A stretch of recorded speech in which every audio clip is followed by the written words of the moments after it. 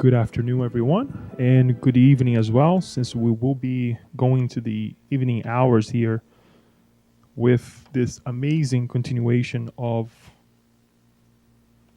the book Plenitude.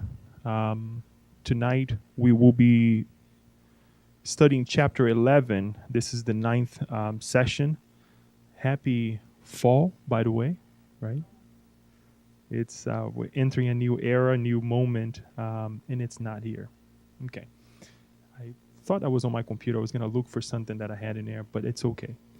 As I was saying, chapter 11, session 9 of this amazing book. The last time we were here, we discussed this obsession therapy, which encompassed what we offer in the Spirit Center. What do we have to offer? How do we tackle our suffering in the Spirit Center? And we went through some of the process of self-healing as well that we had discussed in the previous session. So thus far, I changed over here, but didn't change over there. So thus far, we have went through quite a bit, and we're on the last stretch of this amazing book called Plenitude: Suffering, an analysis of suffering, the origins of suffering, the end of suffering, approaches to the end of suffering, altruism, causes of suffering, pathways to health, the process of self-healing, the obsession therapy, and then tonight, alternative therapies. I would like to mention, before we go into what Joanna De Angelis says and what alternative therapies are, or the types of it that as we're going to discuss, I would like to, forgive me if I can't say the quote as it was said by the founder of Apple, Steve Jobs. It goes along as customers do not know what they want until we show them, right? And it's true with Apple products. We don't know that was, we are capable to do the things that we can do nowadays with the phones, with the watches, the computers, and it goes, for any technology that we have nowadays. Now we have to be careful because that can take us into issues as well, right? Because we see so much being thrown at us, and I'm going to do this, I'm going to do that, I'm going to do, many things, and we ended up doing what? Nothing. We ended up not really focusing on what the problem is. So I want to say this because we're going to go through several options, as Joanna De Angelis brings in this chapter. The second thing I want to say is I never try any of them. So personally, which I shouldn't be speaking here about my personal experience, much more what we learn from these books, I have not. I have many of you that can testify to a lot of the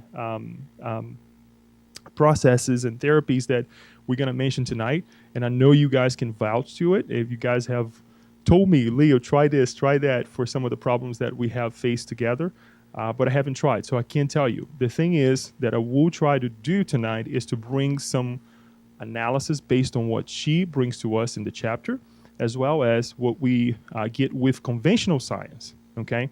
So Joanna De Angelis brings to us this idea of alternative therapy, right? Something that we can add or just add to what the processes of therapies that we already know. And we're going to understand a little bit what I'm trying to say later on.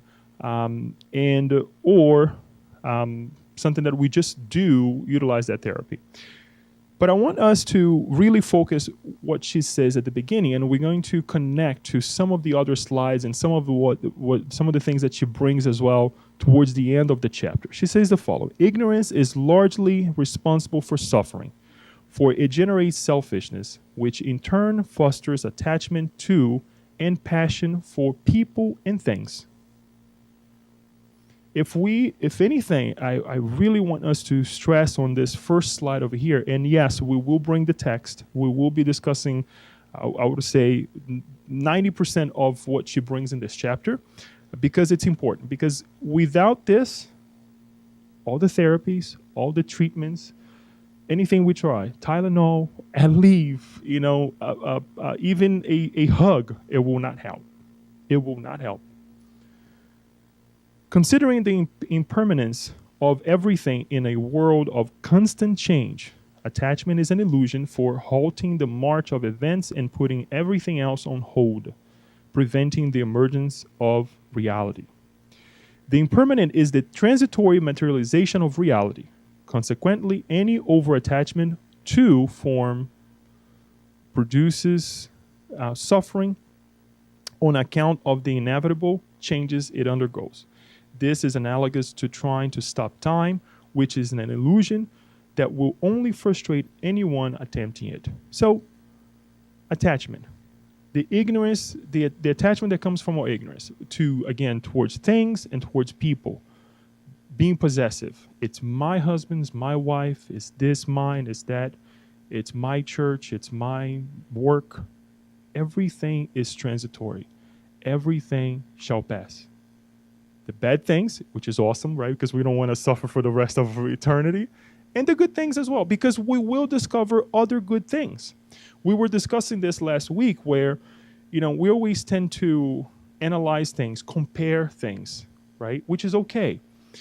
We do something fun today, and then we want to do the same thing at another day with different people. Guess what? It's not going to be the same.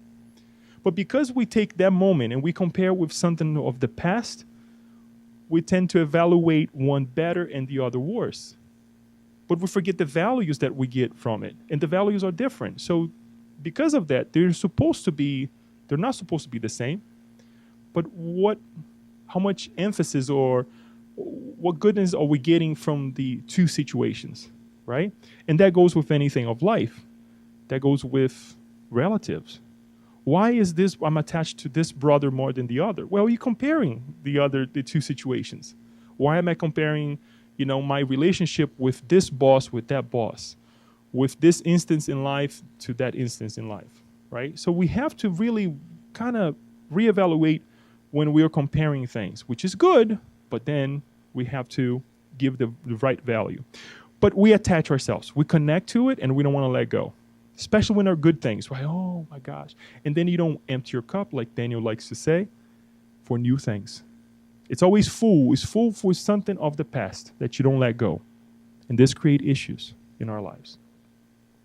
Thus, most infirmities originate in the emotions as a result of an energy imbalance that spills over into the mental or physical arena, harming the organic structure. The therapies of classic medicine almost always focus on sustaining the body by stopping illness and destroying harmful invaders. Great, right? But is that everything? In other words, we know what's causing, right? The root is right there in our ignorance, in our conscience, in our hearts, right? It causes, it troubles our physical body, one way or the other. Right, we feel this pain, we feel that, we feel imbalance. We're also talking about an instance yesterday at work where we receive an email of the divisional manager saying we're going to have a conference call, we have an announcement to make. Usually when that happens, it's something really big that is happening with an institution that is huge. Many of you know, I work in the bank system. Guess what? All craziness went loose. What is it going to be? It's like, it doesn't matter. When the time comes for us to get on the conference call, we will find out. It does not matter. And no wonder we have people with stomach issues, headaches, constant headaches, right? Tiredness, stiffness, because they can't wait. The whole body is now like, oh my gosh, what's going to happen? What's going to happen? It doesn't matter. Well, it won't matter when it comes, right? But we tend to overemphasize on things that we have no control. And sometimes we wonder, why am I suffering? And I'm relating here with the physical body, the stiffness, the stomach issues, the back issues, the problems because it's easy for us to relate to it. And then we have to think, is it really my body that is causing this, or am I causing my body to react this way?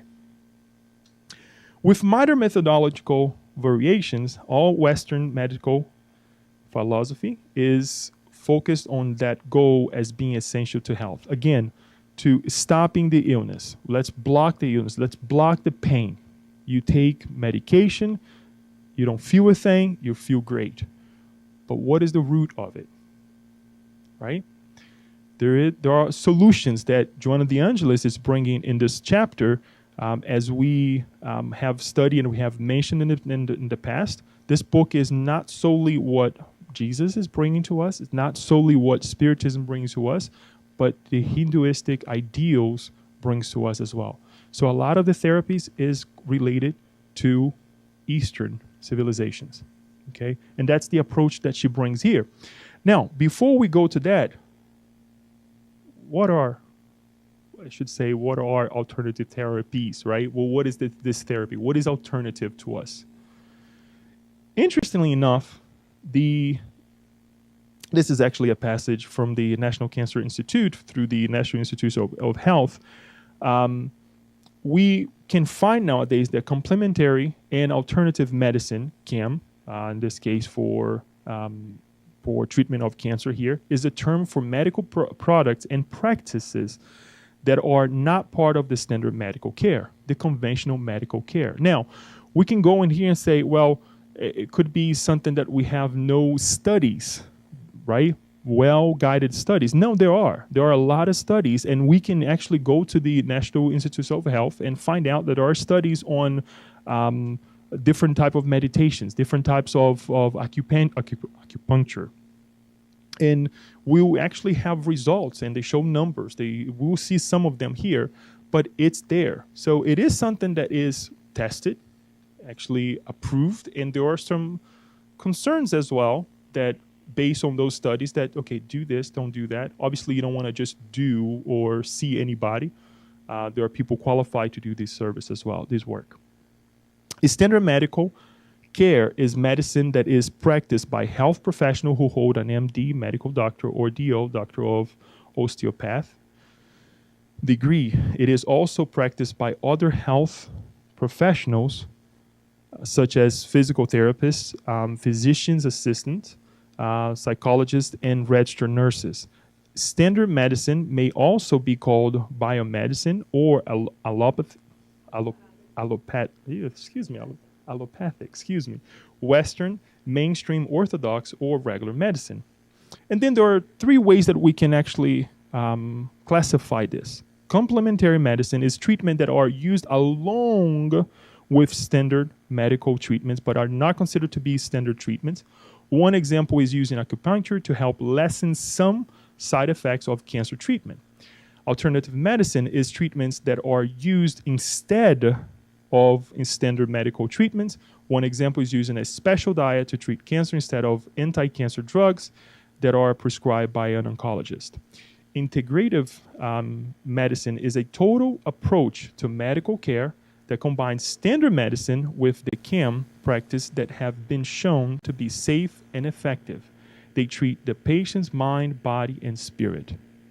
This is from the National Institute of Health. So guess what? I like to believe that we made some advancement on this idea or being open to the alternative, right? Now, since we're in this part over here, one of the things that we like to remind everyone is that in any case, if we open ourselves for any of these treatments, please do not put aside the conventional medicine. The same way we said the last time here that you come to the Spirit Center, you want to receive the passage, you want to go to whatever treatment you go, whatever religion that is, do not put away what we have learned from science. Because guess what? They're here. It's God-given. We developed this. There are a lot of craziness going on. We know we don't have to go there, but we don't want to put aside and say, oh, no, I'm not going to go through this.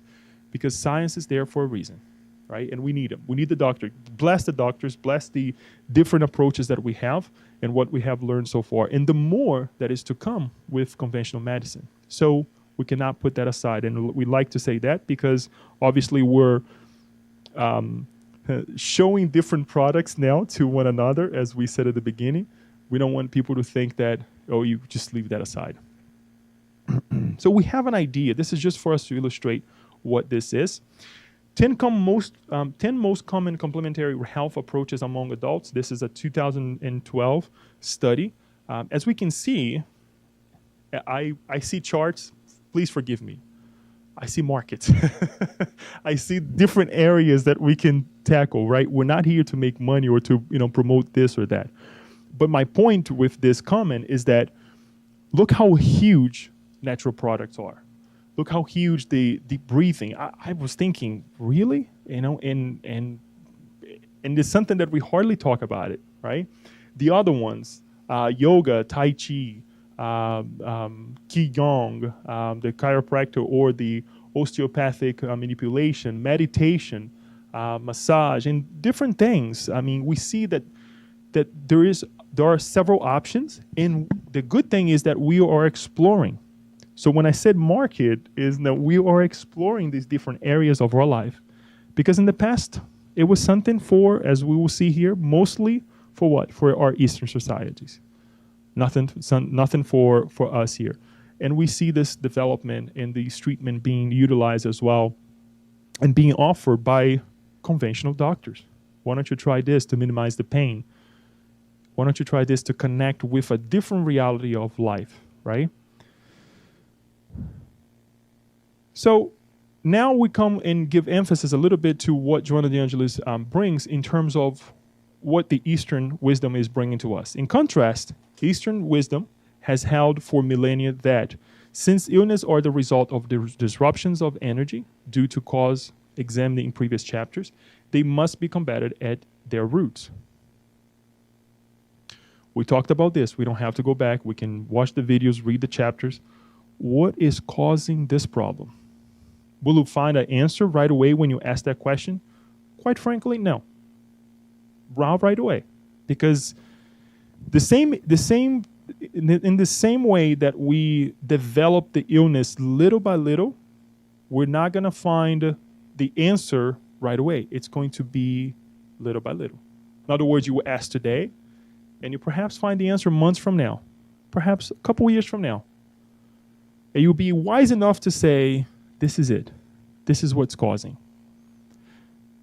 My approach towards this, my issue, as we had read with Happy Life somewhere here, about not forgiving, not giving the option to let go of something that I held from the past.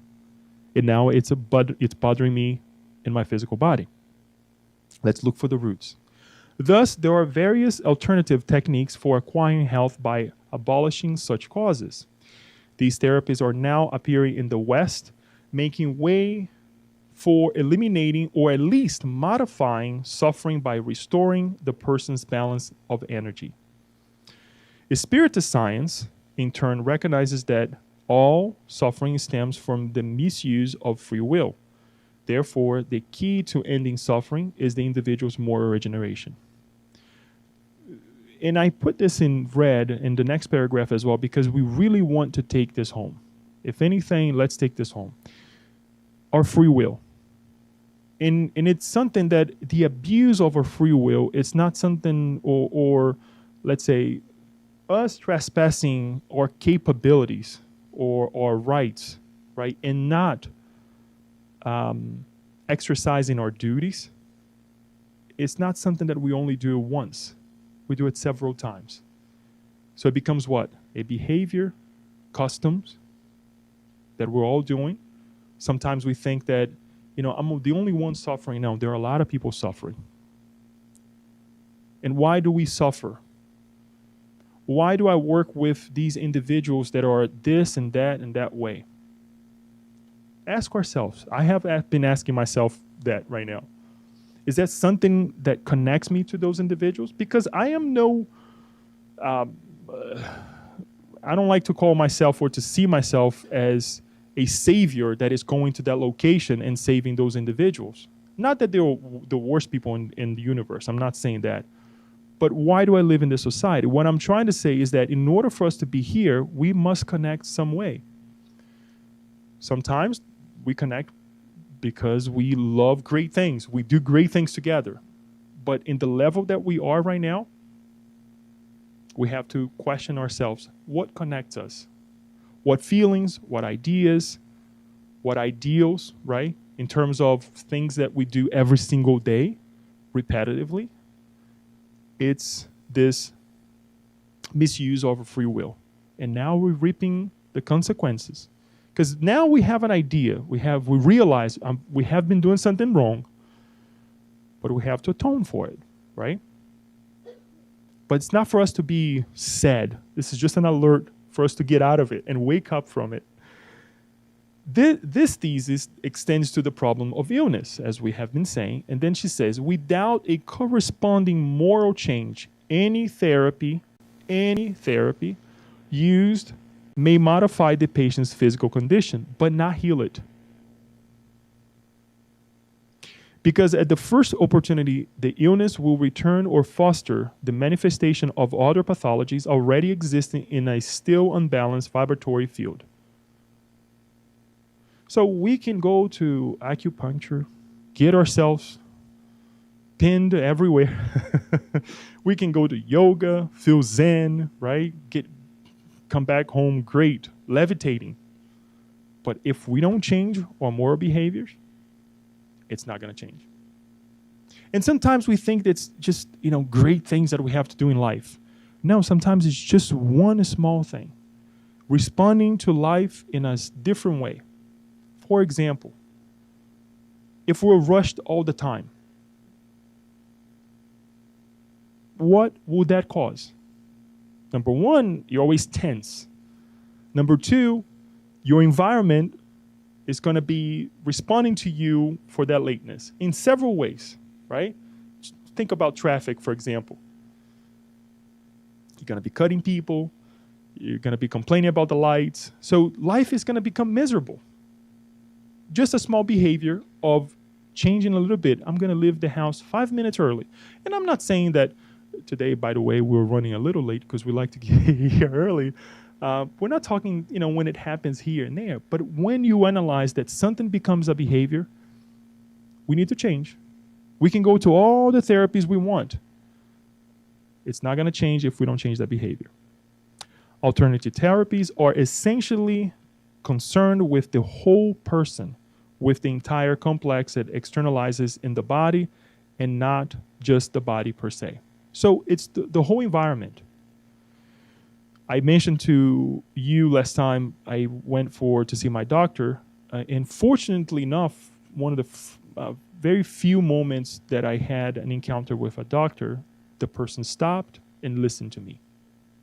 Small things. It was actually side conversations, but through those side conversations, guess what? You always bring something that may be causing this or that problem that can give away some anxiety, some ideas that perhaps will show in your physical body later on.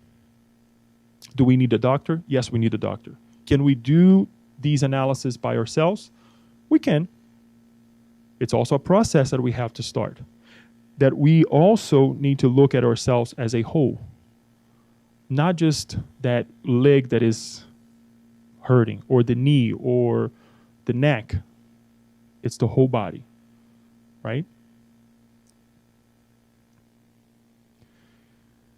And then she goes into some of the therapies that we'll cover, obviously, most of them in terms of what she brings, but they all connect to what we just mentioned, that it has to be connected with our behavioral change. Acupuncture, for example, regards the body as an instrument of an energy system and is thus non-physical, that is, less dense than it appears to be. This system prevails over the whole as if it were another, more complex nervous system sustaining all the delicate workings and the most subtle implements of the somatic organization. It maintains the mind, body, emotions, sensations, and thought-matter interaction. Cover a couple more here, and then we're going to stop and make a comment on. Acupuncture seeks to use the physical body to reach this energy field and vitalize it, eliminating blockages that impede irrigation by health supporting forces. This energy system is made up of meridians, which are current of energies running through the entire body. It's interesting that Joana de Angel is reminding us that it's not the physical body, the essence, but something more subtle, us, spirit. our connection with it, right? It's not just the finger that is hurting. What's causing the finger to hurt? We go back to Spiritism when we find that spirits don't have fingers. The essence don't have a finger. However, we are connected with the physical body through our perispirit, something more subtle that she's talking about, right? That Eastern civilizations have already brought to us way before when, right? And now we're introducing our lives. We're allowing it to be part of our lives. The same way that Spiritism brings to us this idea of, yeah, treat the body, but treat the mind, treat the heart, your intentions. It is relatively easy to find and measure the energy charged acupuncture points along the meridians. The tobiscope, a highly sensitive electric apparatus, can locate them, this thus proving their existence. It is believed that there are 14 main meridians and 57 secondary ones constituting the energy system. If there is any blockage in the energy flow of any imbalance resulting from a destructive, mental force and reproachable moral acts, infirmities take root. Applying needles at the acupuncture points rebalances the energy of the meridian and unblocks it. The generator system is rebooted and health is restored. So it's looking where is the concentration, where is the blockage, right? Because sometimes a blockage is what? If you have a pipe and you have something, water trying to flow, energy trying to flow, and you have a blockage, what happens? It stops. And that saturates the saturation. Then the saturation will run someplace else. It's the same thing with us. If you have a clogged artery, what's the problem? What's the consequence? Right? So let us think about this. Let's connect with what is blocking me to have the energies of life to flow through my body in an appropriate way. All that we're talking about here, I'm gonna advance a little bit in something that we were gonna talk about at the end. But sometimes if we don't say it, we don't get it, even if we say at the end. What is this towards ourselves? What is Joanna de Angelis talking to us about ourselves? Charity. To be charitable to ourselves. Do we want to have, if we're giving a system, like we have been given a system, right? Do we want to create blockages, clog the whole thing? In any shape, form, no, we don't. And we're not going to even talk about food or this drink or this or that. Let us think about our thoughts and our feelings. Enough with that. Let's just talk about thoughts and feelings. What is clogging the flow of energy in terms of thoughts and feelings? Let us be charitable to ourselves and let us think. Ask this question. Last week, Kirsten brought the idea of our relationship with God, right? With our Creator, with ourselves, to understand ourselves. This is a question appropriate, right, for us to also ask, connecting with that. What is our connection with ourselves and trying to be charitable to ourselves? Because it's easy to say, I'm going to give this to that person. I'm going to be charitable to that group of individuals. We're going to do a lot of charity. But are you being charitable to yourself? And I know sometimes it's just, as we said, and Joanna de Angelis mentioned at the beginning, it's just ignorance. We don't know any better. But it's time for us to wake up and ask this question and to be charitable.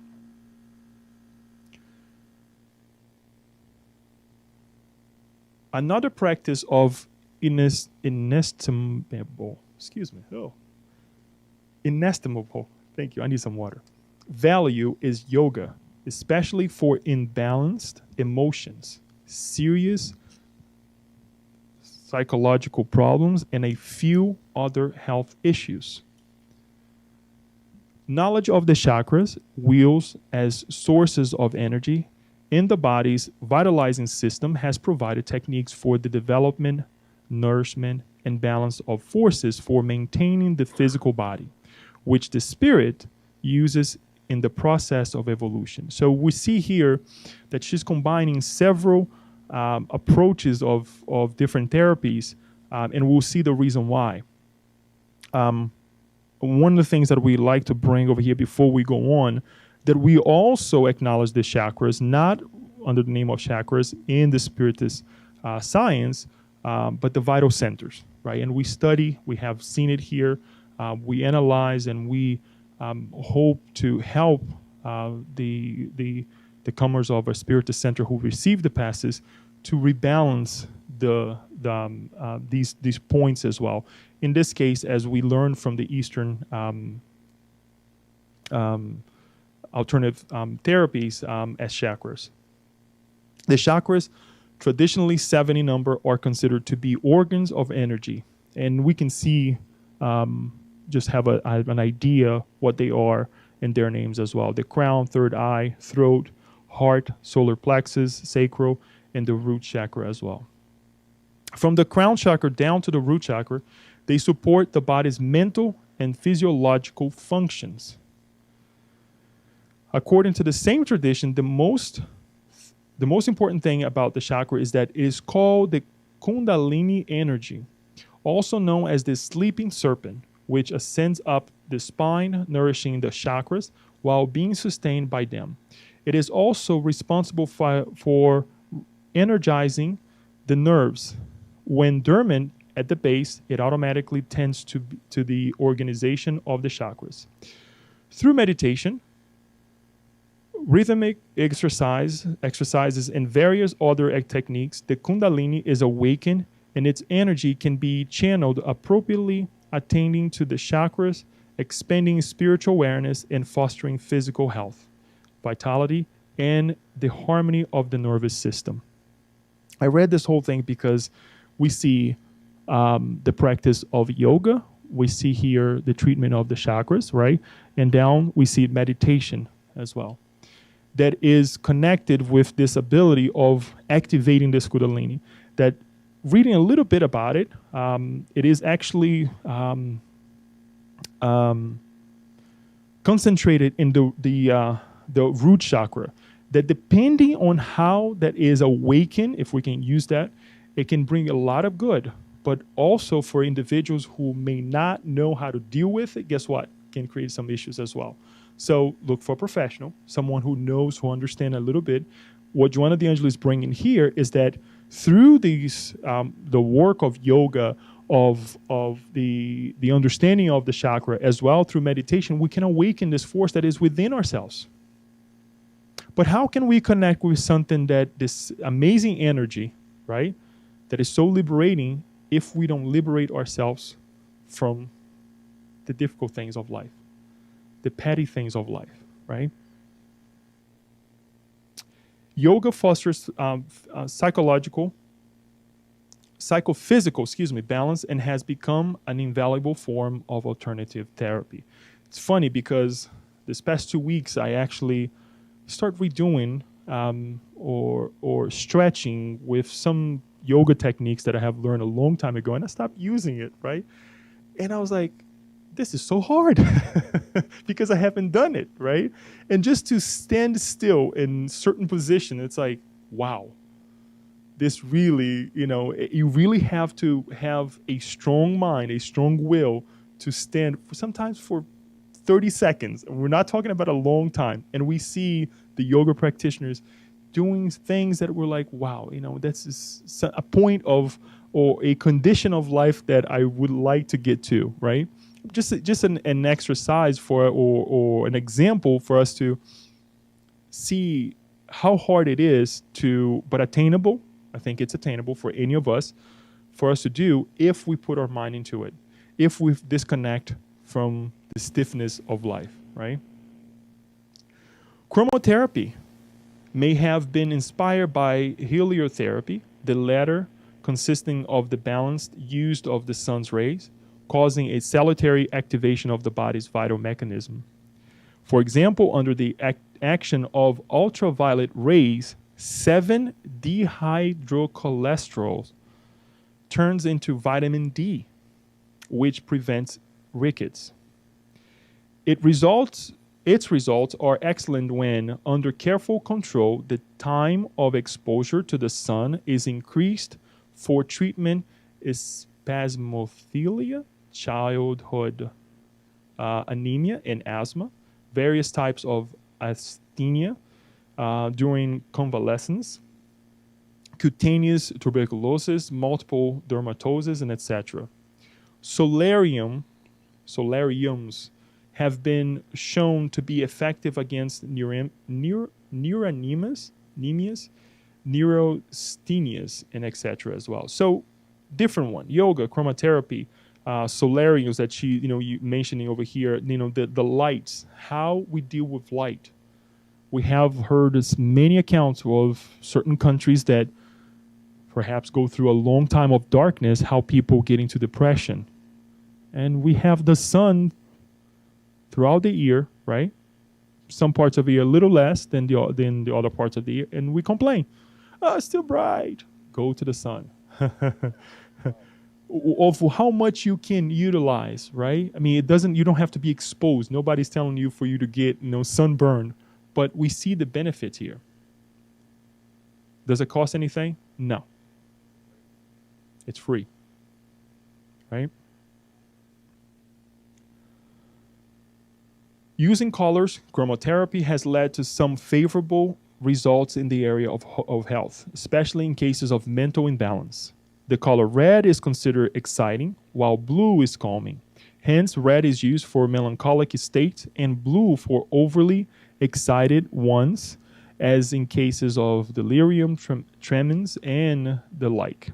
Chromotherapy, properly applied through a correct knowledge of colors and their effects, leads to recovery. For example, red light produces good results in certain infectious states such as smallpox. We're talking about lights. We're talking about the reasons why we see certain environments that makes us joyful, certain environments that just So we really have to analyze these different options that we have in our lives. Really interesting one. Homeopathy came into being around 1796 when Samuel Hahnemann began using it after publishing his essay on new principle for ascertaining the curative powers of drugs, with a few glances at those hereto employed. He had tested the new therapy on himself and his family for 6 years with remarkable results. Homeopathy is based on the principle similibus curantur, that is, likes are cured by likes. Through infinitesimal dilutions in which theoretically molecules of the original substance should no longer exist, the medication ceases to be chemical and becomes physical. Since everything in the universe is energy and matter converting to each other, energy resources should be applied to rebalance the physical body, which in its essence also consists of energy necessary for life.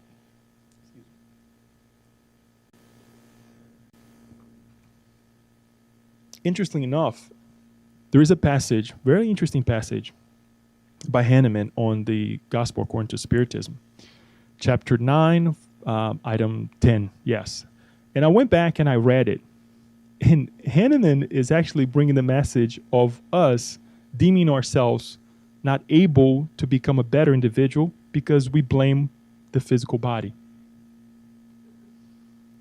And he goes and he explains that what is the beauty of life if we can, and consequently, obviously, what is our responsibility, right? When we're blaming that the physical body is acting over us. Does it happen? Yes, it happens. We blame the body and we say the body doesn't want. Yeah, the body's heavy. Yeah, the body, to get up with this huge body, it's not easy. I'll tell you. I really envy short individuals at times because they can move easier.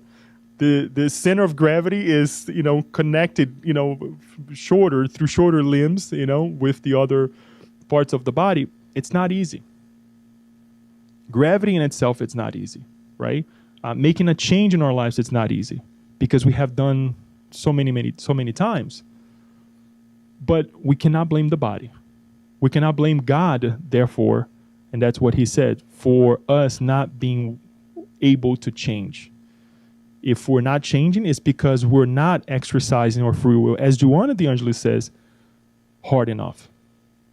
Being charitable enough to ourselves.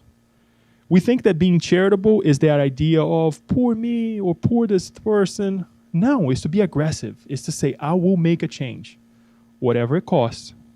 Time, effort, telling other situations or other individuals, no, this is my time to take care of myself.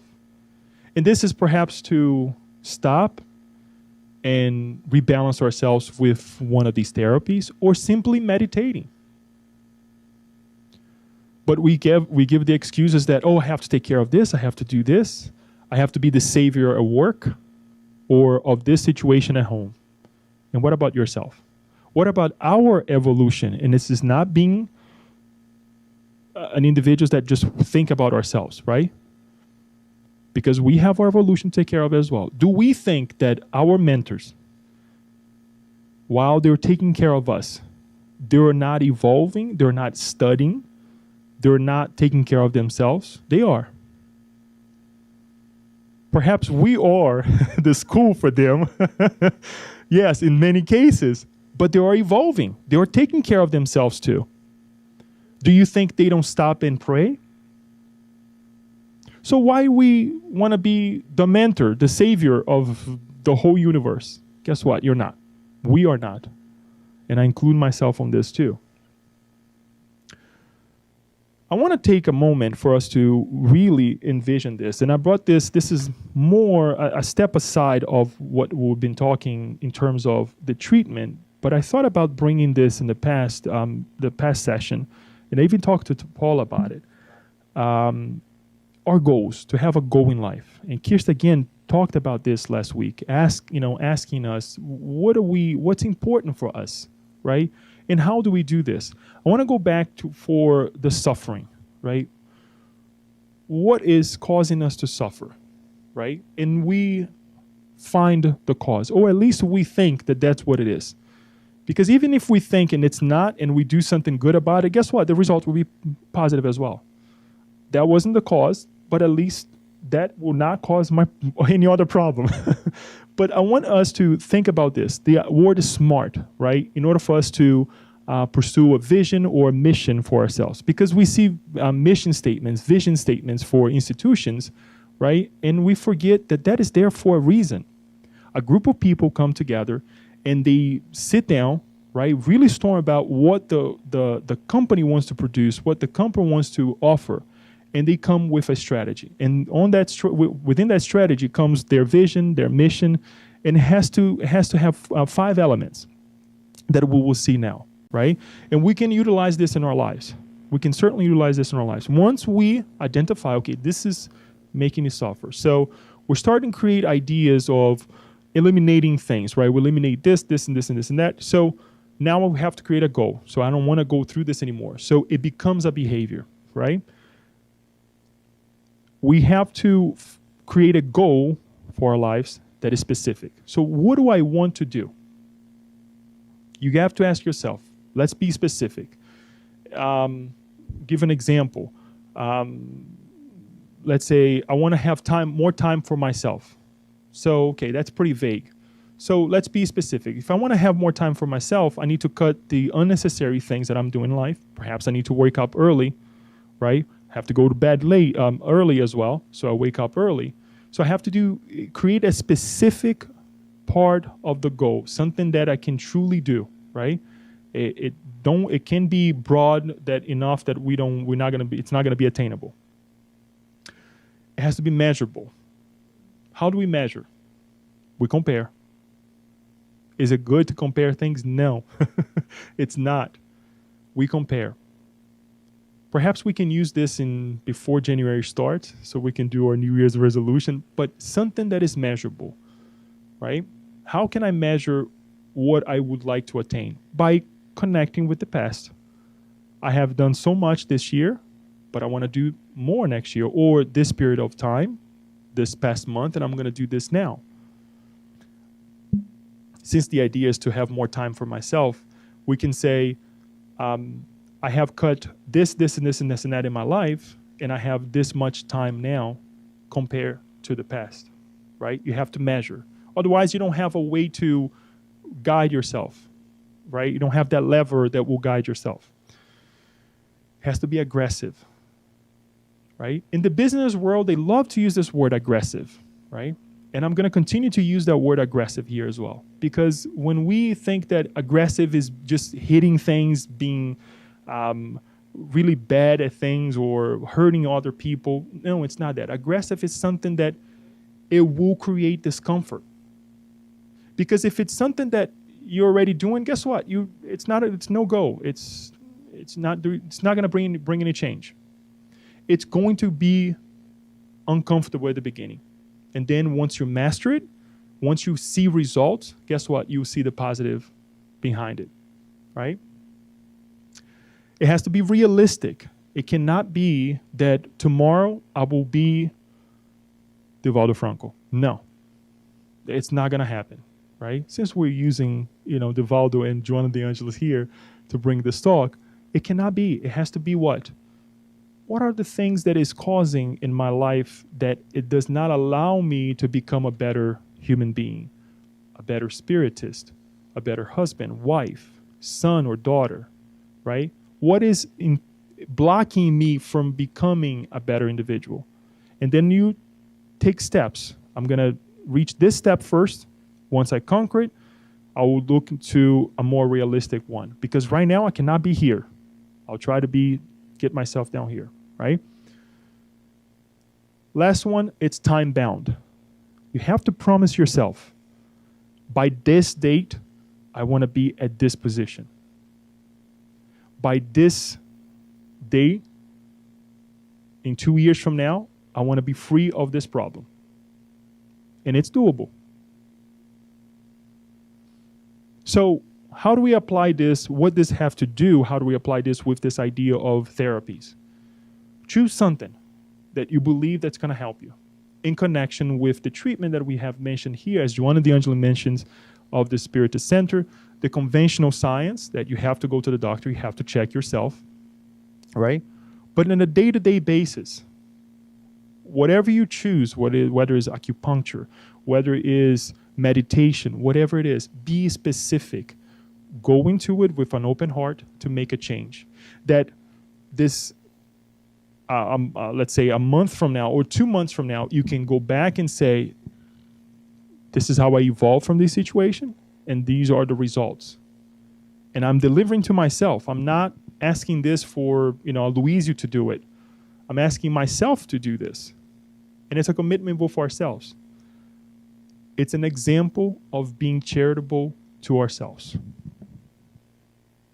To finalize, with these ideas now that we brought, Joana de Angelis says, alternative therapies are multiplying psychobiophysics, past life therapy, psychic and mediumistic surgeries, hypnosis, phytotherapy, flower therapy, and crystal therapy, among others, are working for the health and rebalancing of the individual and the decline and even disappearance of suffering on earth.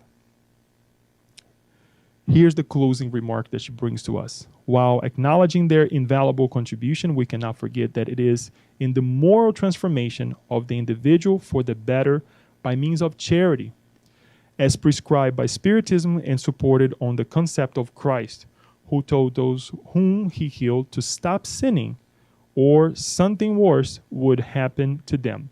That real healing occurs and suffering is mitigated, giving way to peace and psychophysical balance.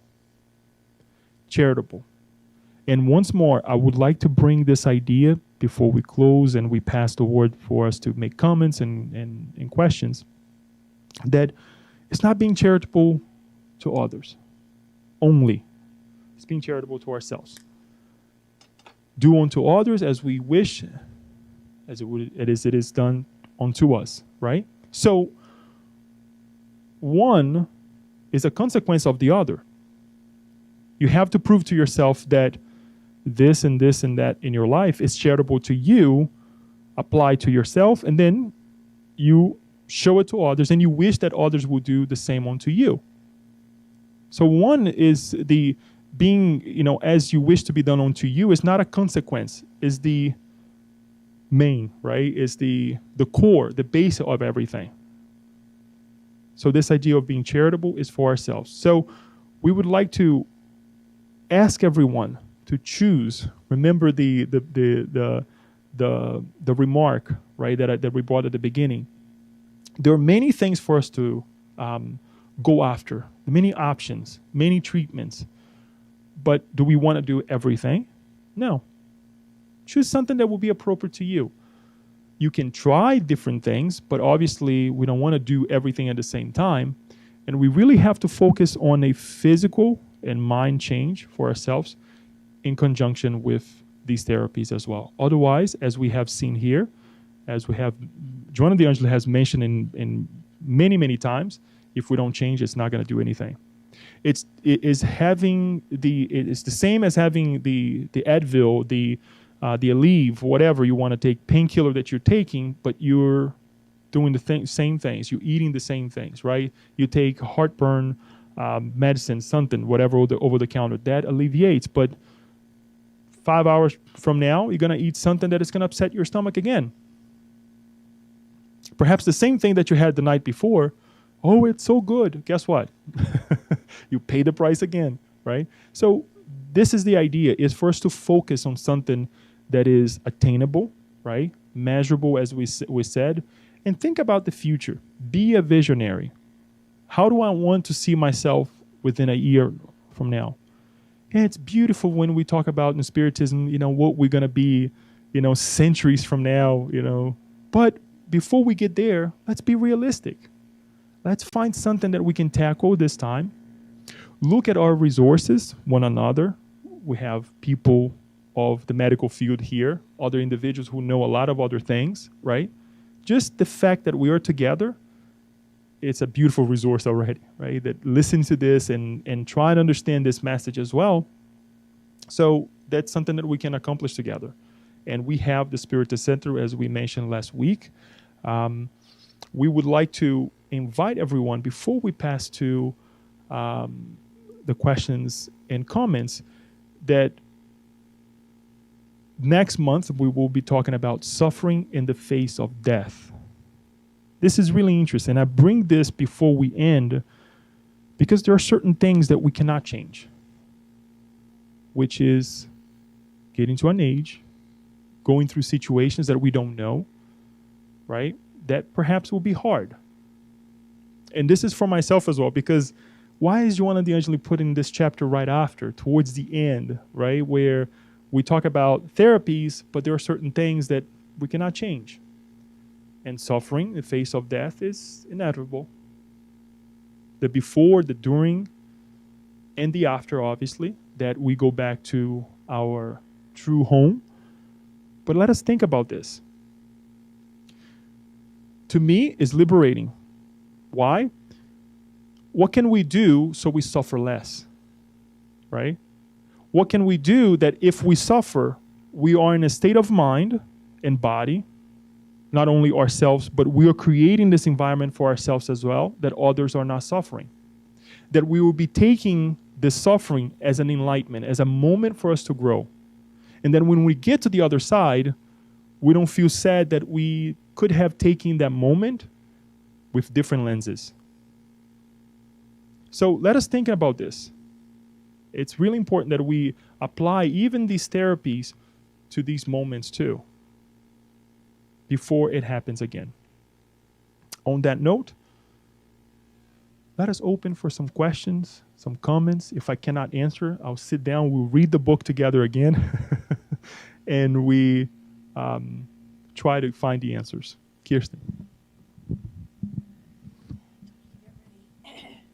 So I'm not sure on which slide this is on, but on page 120 of this chapter, she says, Spiritist science in turn recognizes that all suffering stems from the misuse of free will. Therefore, the key to end suffering is the individual's moral regeneration. So can you explain a little bit more, or explain what moral regeneration is? How does one begin it? Oh, you just passed it. It was in red. Yeah.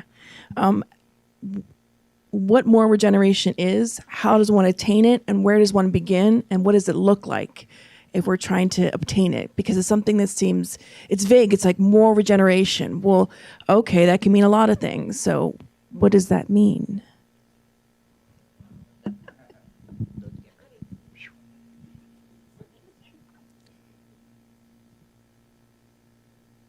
I would like to start with the idea of thought, right? Interesting. When you're reading a book, whatever book that is, you start reading and you try to connect with the book, which I disclose here. It's really hard for me. I have to read several times certain things for me to connect to it, certain, ideas too. So you're reading that book. So you start thinking, you start connecting. So ideas come to mind, right? Things are coming to mind. And you're being bombarded with several things, right? And you stop and you're like, okay, why am I thinking this way? Why are these ideas coming to mind? Obviously, the reason I said the book is because you're reading a book. There is a reason there. Sometimes you're doing nothing. You're cleaning the house and you're being bombarded with ideas too. You're not reading a book. So why are you thinking about that? What caused you to think about certain things? And I want to take another step. With those ideas, with those thoughts comes what? Feelings, right? You either react, meaning you run from it, or you attack. And that can liberate certain enzymes on you. You get upset, and then things go on and on and on and on. Next thing you know, you're shaking and you don't know why. What I'm here to say, that to me, and this is what I've been going through as well, this idea of regeneration is simply to analyze what has going through in your mind, what books are you reading, what are you connecting with, and replacing them. That is number one of regeneration. And it's interesting that you asked this question, because yesterday, as I was doing the final preparations for the talk, I read a passage of that book, Daniel, from Pastorino. What's his name? Sabedorias, Minutos de Sabedoria. And interesting passage was that about dreams, right? And I dream a whole lot. It's amazing how I dream. If I'm not a medium, but I dream a whole lot. And I remember, we were talking about this at home yesterday, where I dream a whole lot and I remember I smell things and, and the passage was, do not let your dreams take over your life. That you dream of something, you connect with something, and you keep thinking the whole day. You don't do anything because you're just, thinking about that horrible dream that you had the night before. And the same thing happens with our lives when we're thinking, when we're connecting with things. And we forget that we have the capability, we have the opportunity to regenerate ourselves and change that thought. Now let's take another step ahead of us, actions. Okay, you connected, you thought, and now you're acting. Okay, we did something wrong. What is to say that you cannot go over there and say, now I'm going to do differently? But in order for that to happen, you have to acknowledge that you thought you did something wrong, and now you wanted to correct, right? In that moment, it's not easy, because now you're saying to yourself, gosh, you really messed it up, Leo. You really did something wrong. Since you asked for example, you exchange words of sarcasm when you could have been a little bit wiser. You go to the person and literally say, I'm sorry, it was a moment that I shouldn't have said such a thing, or I shouldn't have, it was not even the moment, it's just that what I said, it was wrong. I apologize for it, I'll make it up to it. How we will make it up to that person? let's say you're not going to see that person, or you're not going to give yourself another opportunity in terms of making a better for that individual, because you're just going to live a better life with that individual. So there's not going to be a moment that you have to do something, but you're going to do with others. When people are sarcastic with you, you remember that some time ago you did something wrong as well. So you're not going to react. That is an example that I would like to call, and correct if I'm wrong, we all have our examples of regeneration. When I also look for regeneration, now taking another step, we want to think about the future too. Let us be futuristic, right? Have envisions in our life, right? How can I be more regenerative in the future? We live in a world of pain. We live in a world of despair. We live in a world of everything is being bombarded us in a negative way, right? There's no positive. Just the example that we brought earlier today of people being anxious, that trouble our environment. Think about it. Because now, everybody's vibrating in one way. Everything is subtle. Everything is going smooth. And all of a sudden, because of a message, everything is like, okay, well, what's going to happen? What's going to happen? You feel it. We feel it. What can we do in terms of regeneration? Settle down. You play. You go with the flow instead of also reacting with those individuals. These are simple things. We can all find different ways for us to be regenerative, right? Talking about the medicine. In the future, and we get this from the gospel according to Spiritism, doctors will not treat. They will what? They'll prevent illnesses. They're going to look and say, look, this thought right now that troubles you, if you don't change, this is going to create another issue, right? This is the root right now of it's a little seed, not even a root yet, a little seed that is going to spring into something that is going to be detrimental to you and to others. That also is in regeneration before it happens. But are we there yet that we are foreseeing things before it happens? So I would like to hear from you. If that doesn't help, I think that would be ways for us to regenerate ourselves. And there are many examples that we can give, ways that we can change our lives that it will allow us to, classify ourselves as regenerative, right, individuals, instead of reacting and creating more mess in our lives. Anyone else?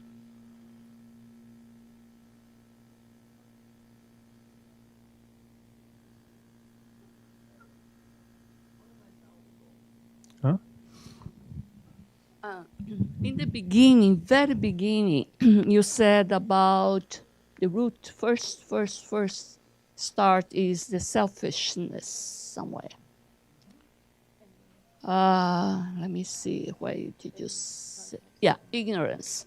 Okay, so I think the root is our ignorance in everything. Ignorance in a sense that we don't know better, okay? We're lacking at this moment. So it's selfishness. Because I was thinking sometime that could be rebelliousness, but still rebelliousness, it comes from selfishness, right? It's a derivation, it's something after the selfishness. Because I'm selfish, I may be rebellious. I don't want to follow the rules, follow the diet, follow the GPS, whatever. So I think my question is, if I would like to now go to that set of goals that you put the qualification of those goals in order to cut 20% of my selfishness, what I would do in practice.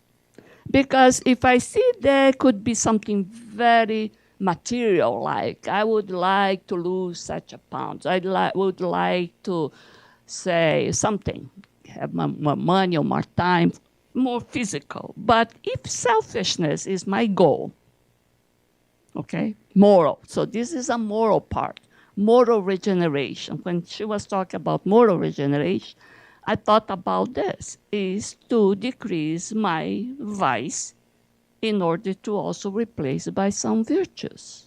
Be more selfless, be more charitable. So what would be in practice?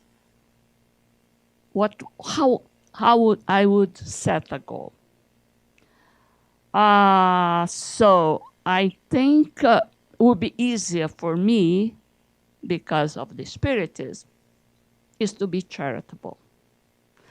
So although I'm not attacking directly my selfishness, I'm trying to go around by doing something charitable, hoping that in this process of doing something to others, I may decrease my selfishness, so my intolerance will be decreased as a consequence. My rebelliousness will decrease as a consequence of this. Perhaps, I was thinking, if you see some other way. I don't see any other way but that. But I think you're doubting yourself. We would be doubting ourselves if we say, I'm going to do charitable to maybe be less selfish. Why do I say this? Because we have to be specific. The reason I said little changes first, huh?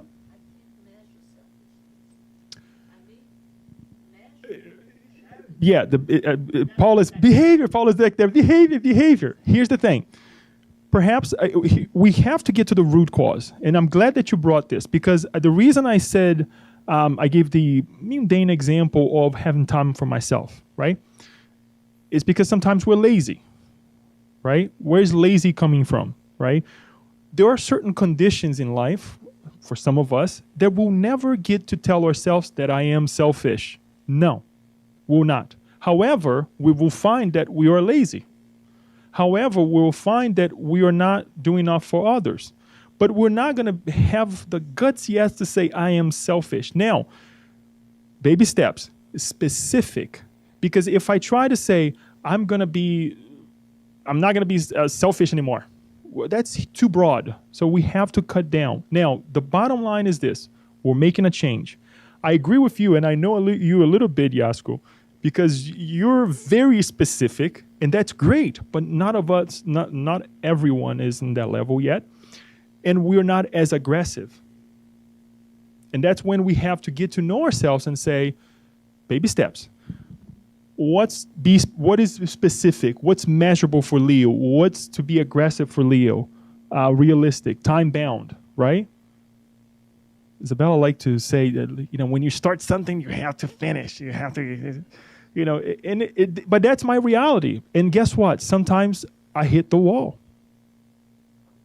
And I wish I was different, but that's just my way. So sometimes I have to come to me and myself and to my ideals and say, Leo, is this really realistic? You want to do too much, right? And then we hit ourselves and we create more problems in our life. So going back to what you're saying, we're not going to get to that point, I don't think. Now, if we are at that point, can we be specific?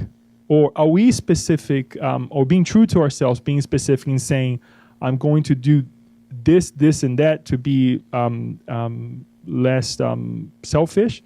We can. But again, there's a lot that goes into that. And perhaps your goal will be too broad that you're not going to be able to accomplish. So you take baby steps. You start changing your behavior, as Paula was trying to say back there, little by little. How do I get to this point? And once I conquer that, I reach that goal, I'm going to move on to the next one. Right? And as the steps, as you increase on certain things, guess what? Next, maybe 2 more reincarnations, we become mentors. Then we really have to be, selfless, right? To help those individuals. But I think it's a good point, Jasko, and I hope that answers your question, because not everybody is in the same level. And the main thing here is that we don't want to lie to ourselves. We get to the root, beautiful. Okay, that's the root of my problems. But now, how can I change this in reality and not fool myself? Paula, do you want to?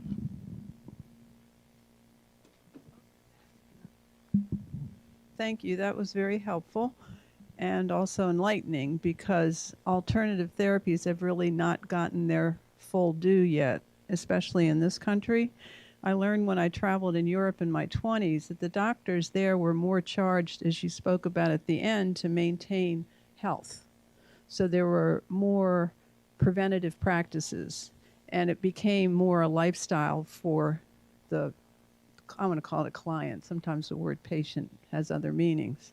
So I think we are making progress, just getting it integrated in this country. We have to thank Dr. Norm Shealy, who started the American Holistic Medical Society. He doesn't even like the words complementary and alternative, because they really are medical practices. And in a hierarchy, how serious is the illness is really what therapy do you apply. I wanted to mention, because I was reading in a Unitarian writing this morning, that today is the UN's International Day of Peace. And there was a suggestion at noon for people to meditate on peace, but we can still do that. And they also had an interesting definition for the word God. It was good, orderly direction, which is helpful. And I knew you were speaking on this topic tonight, so I wanted to bring these and offer if people are interested after we're finished and they might want to look at them or put some in their camera. That's what people do now. But these are charts that I bought, most of them years ago, from The Natural, which is a health food store that now has moved closer to here. It's catty corner to that athletic center. And this one was particularly helpful to me when I was starting out with these other types of medicine. It was a chart looking at using drugs or natural therapies for a certain condition and giving a lot of specifics. It's not saying what to do, but we're better informed when we have more facts. Another chart summarizes homeopathy.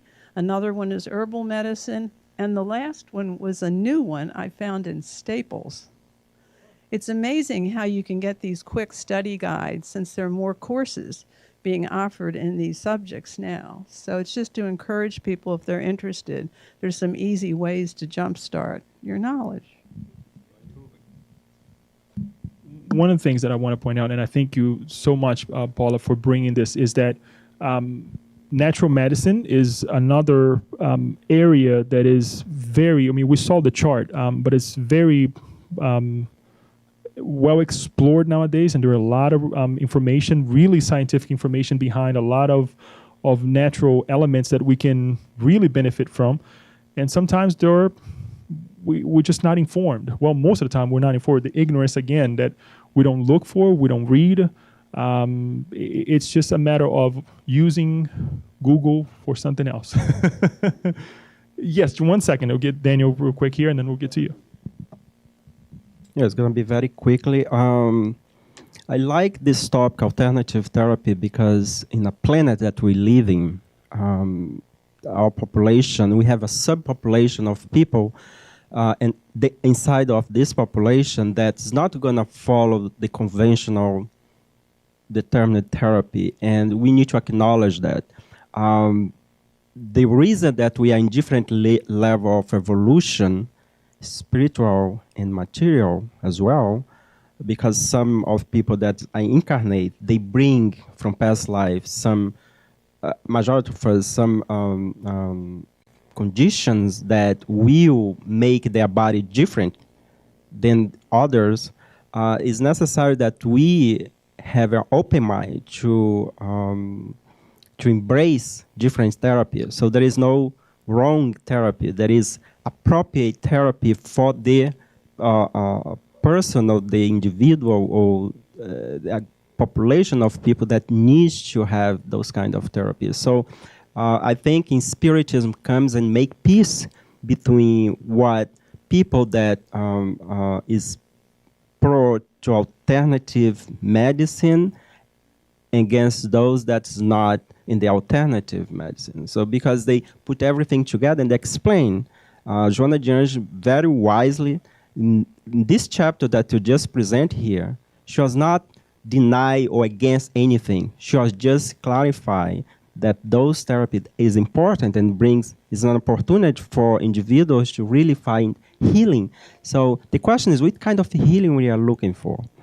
Is healing of the body only? And I think that's the question that Kirsten asked about, the moral healing, that by consequence will affect the healing of the physical body. Thank you, Daniel. It is true. And I commented with Kirsten last week about, after her talk, how well Joana de Angelis brings reason into matters of the heart, right? In a way that is subtle. It's not, she doesn't deem this or that wrong, but it gives us the option with a great foundation that we can truly say, okay, this makes sense, right? It's not up in the air.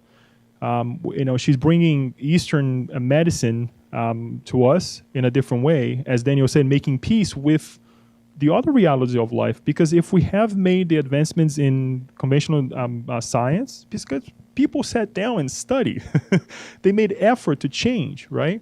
So we have to acknowledge, we have to be open for it. So. Hi, I just want to get back to what you said, Laura. Paula, sorry. I just wanted to say that I was skeptic about homeopathy, and it's true, in Europe we do use it, especially for babies and little kids. And I didn't believe in it because they look weird. Maybe when he was sick, when he was little. So, I think there is something homeopathy. Homeopathy. That's all I wanted to say, to go back to what you said.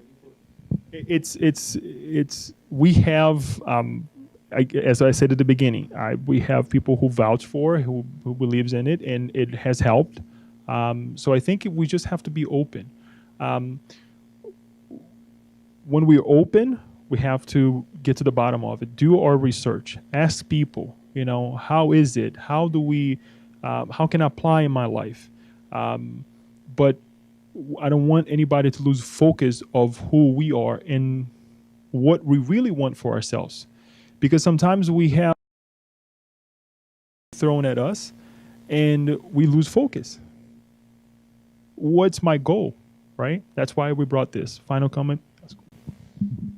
Yeah, I think the homeopathy nowadays is very much more scientific level. We can understand better than when I was learning drug therapy when I was a student 50 years, 60 years ago. That was a drug therapy, so it was based in dose. You need to have that amount of pill, that amount of each 6 hours, whatever. Nowadays, because of the physics and the energy, understand more about subatomic energy also. Quantum physics, we know all the shaking. You are making resonance with certain type of frequency. And that may release also all the subatomic energy, that some that we know, some that we still don't know.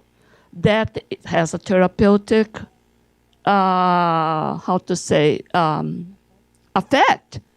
It is the ingredient, actually, because after all, we are all energy body. So now it's coming all together, actually. It's not anymore the chemical, the molecule. It's subatomic energy, where you don't make anymore the difference between wave and particle. It's both. Can be particle and the wave depends on where you're seeing this. So it's what the shaking, how many shake you do, and dilution, shake again, dilute and shake again. It's all energy.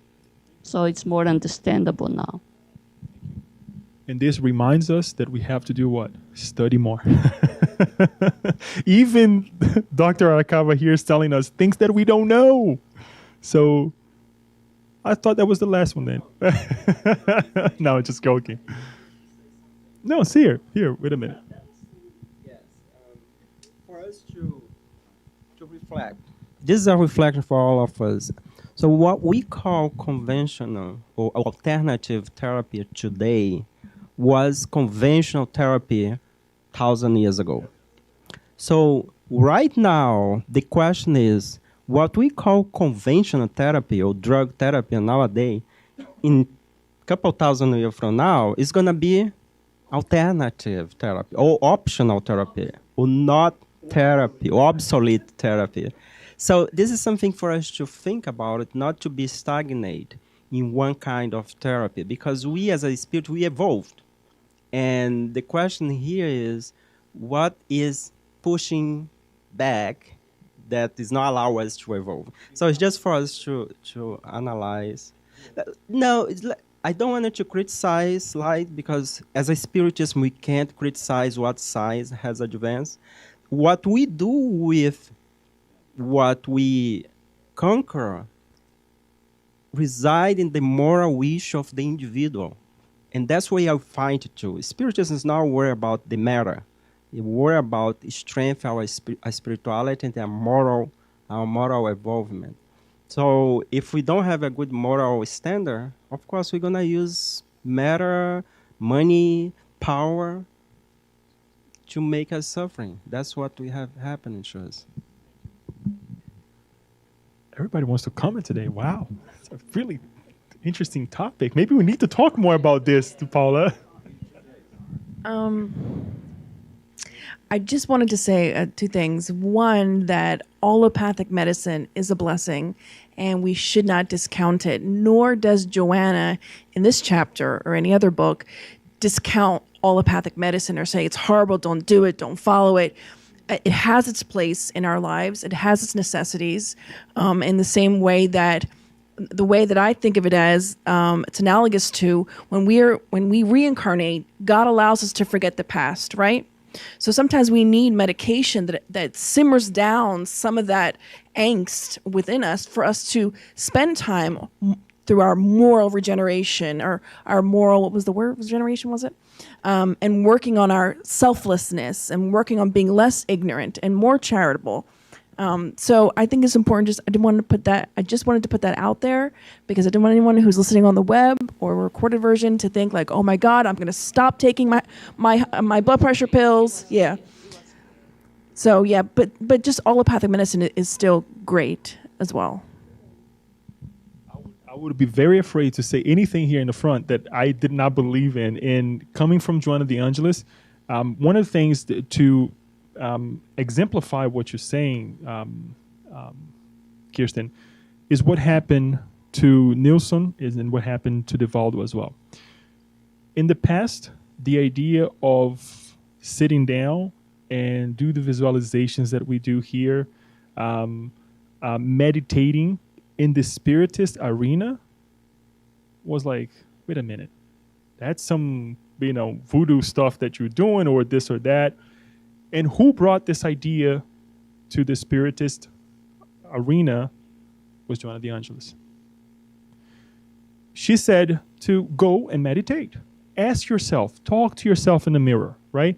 Get to know yourself. Analyze your thoughts, analyze your ways of life, what you want, what your desires are. Meditate on it. It's okay to say you're doing this way, you need to change. Criticize yourself with envisioning a change in your life. Otherwise, nothing is going to happen.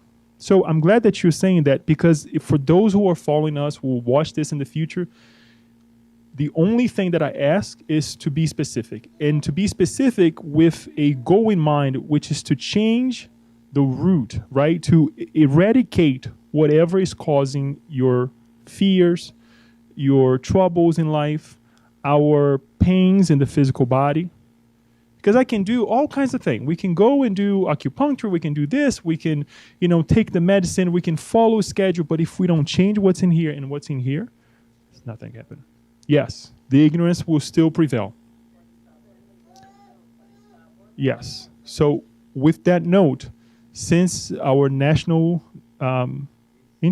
Day of Peace, let us pray. And I would like to ask each one of you that peace can be many things, but let's be specific. Let's be specific. And if I can ask something, is that we're here for a reason, right? Perhaps we accompany one person, the other, whatever, but we're here because we want to get better being. We become better beings. So as we're praying, let us pray for one another.